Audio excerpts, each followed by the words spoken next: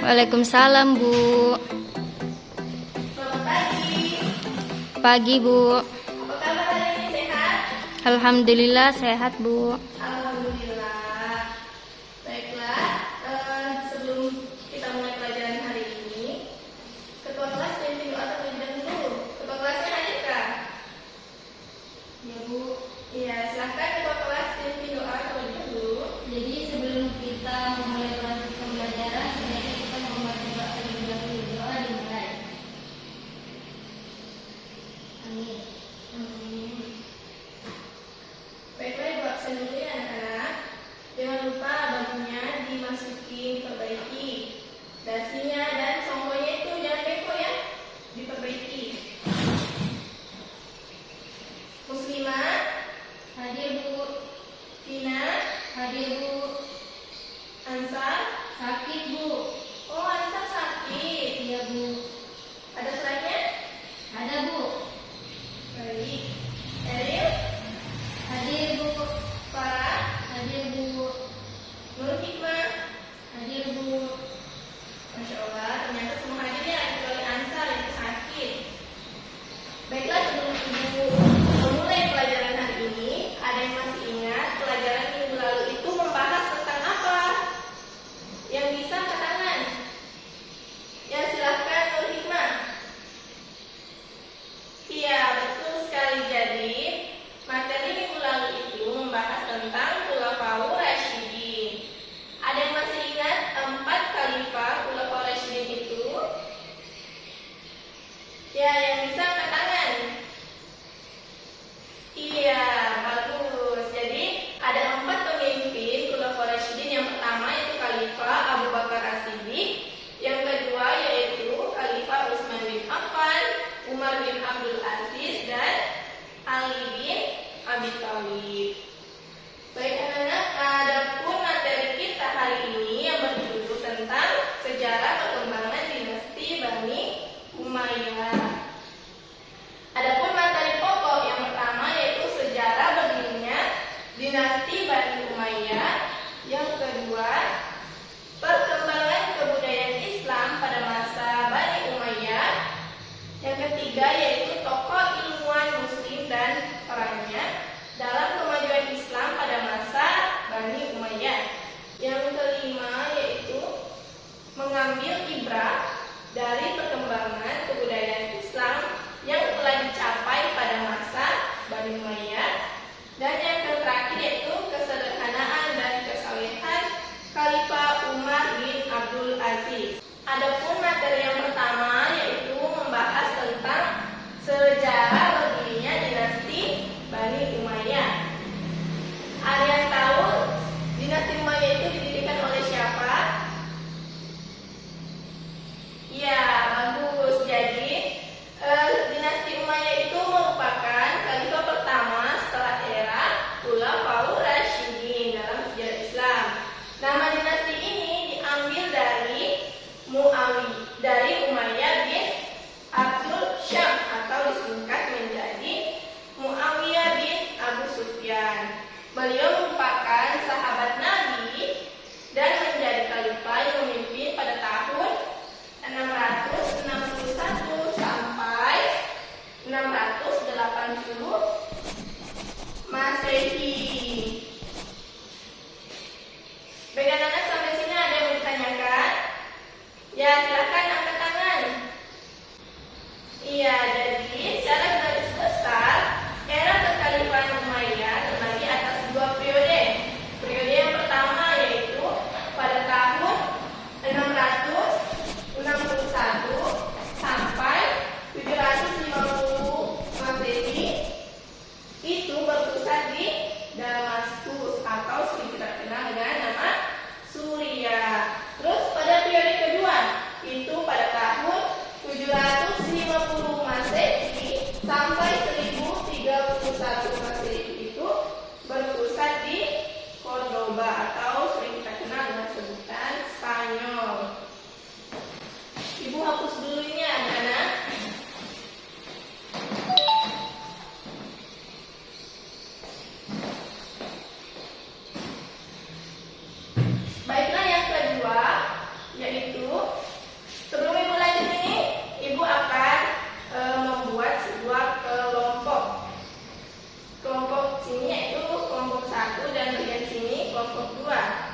Selanjutnya, Ibu akan memberikan kuis dan pertanyaan kepada masing-masing kelompok. Dan kelompok yang akan mendapatkan poin tertinggi itu akan Ibu kasih hadiah sebagai penghargaan dari Ibu.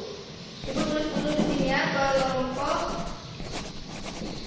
1 dan kelompok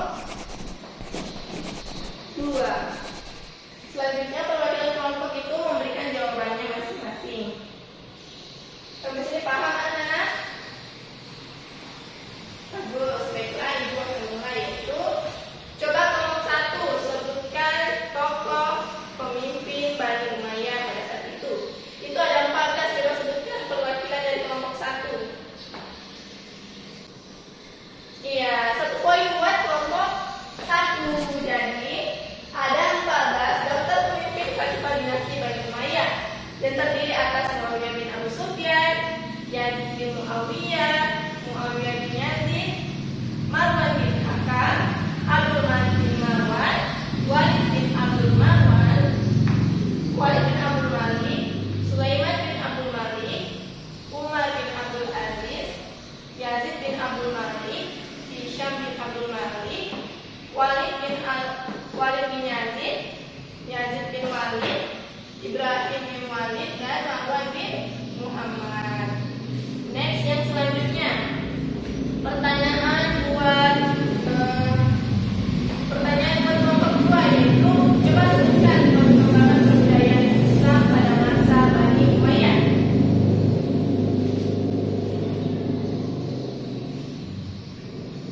Iya, 1 poin buat kelompok 2. Adapun perkembangan kebudayaan Islam pada masa Bani Umayyah, yaitu yang pertama, terdiri atas administrasi pemerintah. Nah, bentuk pemerintahan Muawiyah itu berubah dari demokrasi menjadi monarki. Terus yang kedua itu sentralistik, yaitu Muawiyah menggabungkan beberapa wilayah menjadi 1 provinsi. Terus yang ketiga yaitu administrasi pemerintahan, seperti adanya pemerintah atau zaman dahulu itu disebut dengan diwan, seperti Diwan Basali, Diwan Haraj, Diwan Khatam, lambang negara, dan bahasa resmi, bahasa administrasi pemerintah, yaitu bahasa Arab. Terus yang kedua yaitu dalam bidang ekonomi. Dalam bidang ekonomi ini yang seperti apa? Jadi dalam bidang ekonomi itu seperti sumber pendapatan dan pengeluaran pemerintah, mata uang, dan organisasi keuangan. Terus yang selanjutnya yaitu bidang seni budaya.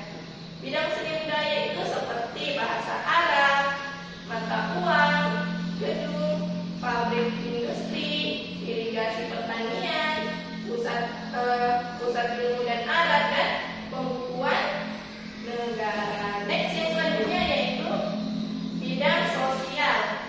Bidang sosial kemasyarakatan seperti panti sosial penyandang cacat, alat dan mawali, perundang-undangan, dan pembangunan infrastruktur. Next yang selanjutnya yaitu bidang pendidikan. Bidang pendidikan seperti dibangunnya kutab. Apa itu kutab? Kutab yaitu tempat anak-anak untuk belajar membaca dan menulis Al-Quran, seperti masjid, Baitul Hikmah, Arabisasi. Next yang selanjutnya, pertanyaan buat kelompok. Ini rebutan ya, yang karena nilai-nilainya sama, jadi ini pertanyaannya rebutan, dan kelompok yang tercepat angkat tangan, Ibu akan kasih poin. Pertanyaan selanjutnya yaitu tokoh ilmuwan. Coba sebutkan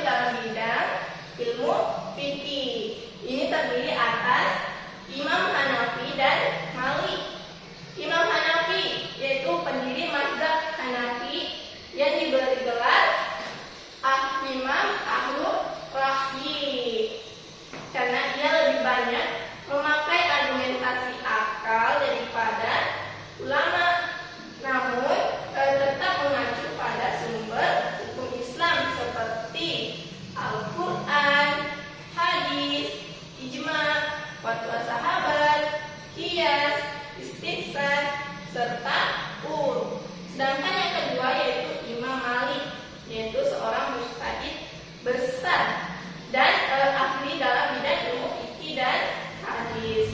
Sekaligus beliau merupakan pendiri mazhab Maliki. Imam Maliki ini dalam menetapkan hukum menggunakan sumber-sumber dari Al-Quran, hadis, asar, tradisi masyarakat Madinah, qiyas, dan al-masalah al-musalah. Next, yang selanjutnya yaitu dalam bidang apa? Dalam bidang tasawuf. Iya, betul saja. Jadi dalam bidang tasawuf ini ada Hasan al-Basri dan Robiatul al-Adawiyah.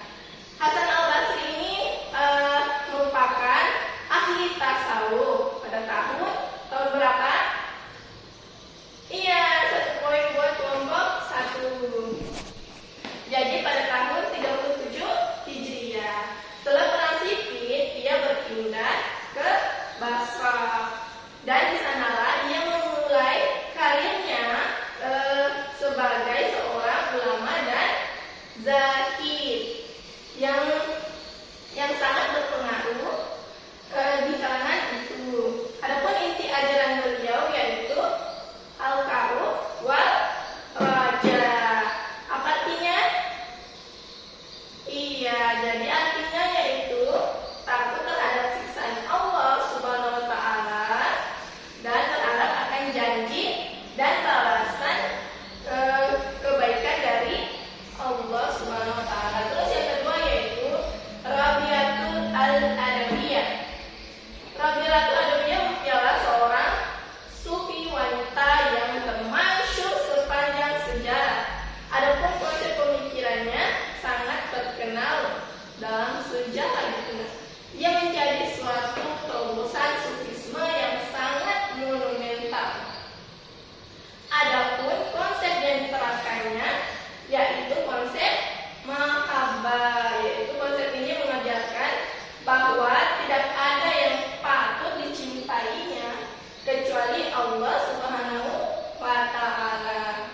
Selain itu, ibadah yang dilakukan oleh seorang hamba harus didasari dengan kecintaan kepadanya, agar ketika beribadah disertai dengan rasa ikhlas dan senang. Next, yang selanjutnya yaitu dalam bidang ilmu hadis. Seperti yang disebutkan tadi kelompok 1, yang pertama yaitu Abu Hurairah.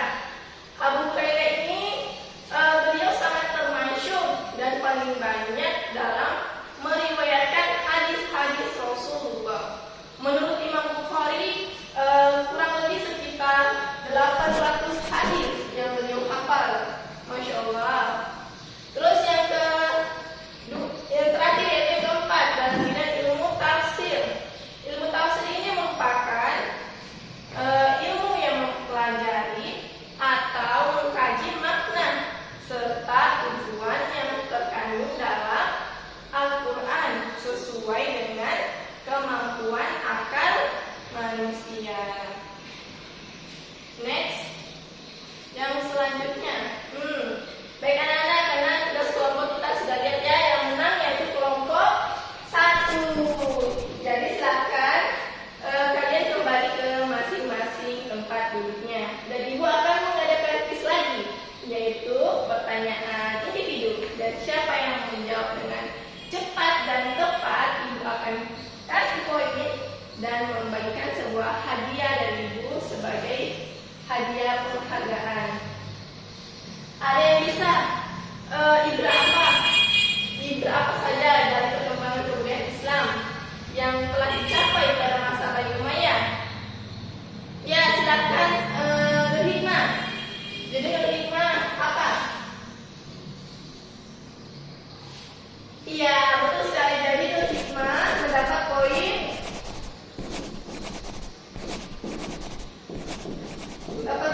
100. Tepat sekali. Jadi pada masa pemerintahan dinasti Bani Umayyah